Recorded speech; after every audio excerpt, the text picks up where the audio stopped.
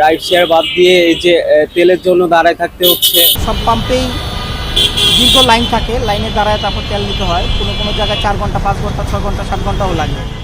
একটু তেলের জন্য ঘন্টার পর ঘন্টা অপেক্ষা, আর তাতেই বন্ধ হয়ে যাচ্ছে চালকদের আয়। রাজধানীর পেট্রোল পাম্পগুলোতে এমন ভোগান্তি এখন নিত্যদিনের চিত্র। 10টা থেকে সিরিয়ালে দাঁড়ায় আছি, এখনো তেল দিচ্ছে না। সরকার বলতেছে তেল আছে প্রচুর, কিন্তু পেট্রোল পাম্পে আসলে তা আমরা তেল পাচ্ছি না। সরকার কি আমাদের সাথে তামসা খেলতেছে? সকাল থেকে পেট্রোল পাম্পে দীর্ঘ লাইন, গাড়ি রেখে অপেক্ষা কখন মিলবে তেল, তার কোনো নিশ্চয়তা নেই। পাম্পে গেলে আমরা তেল পাচ্ছি না, দীর্ঘ লাইন। দেখেন আমার সামনে মনে হয় 500 বাইক আছে।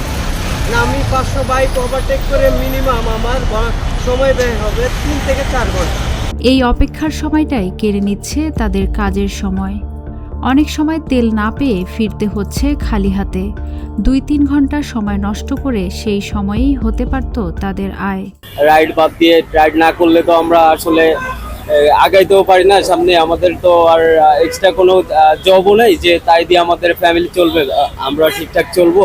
উবার থেকে ফোন দিয়েছিল, আমি তাদেরকে বললাম যে এরকম এখন যে সংকটময় পরিস্থিতি যাচ্ছে, এখন তো ভাড়াটা একটু বাড়ানো দরকার। তারা বললো যে আচ্ছা দেখে আমাদের উদ্বোধন কর্মকর্তাদেরকে জানাবো তারা কি বলে।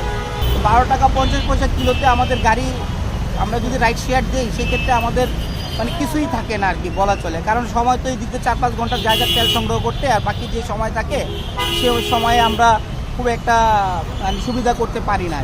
দিন শেষে ক্ষতিটা শুধু সময় নয়, কমে যাচ্ছে আয়, বাড়ছে দুশ্চিন্তা। গাড়ির চাকা নয়, থেমে যাচ্ছে হাজারো চালকের জীবনের গতি।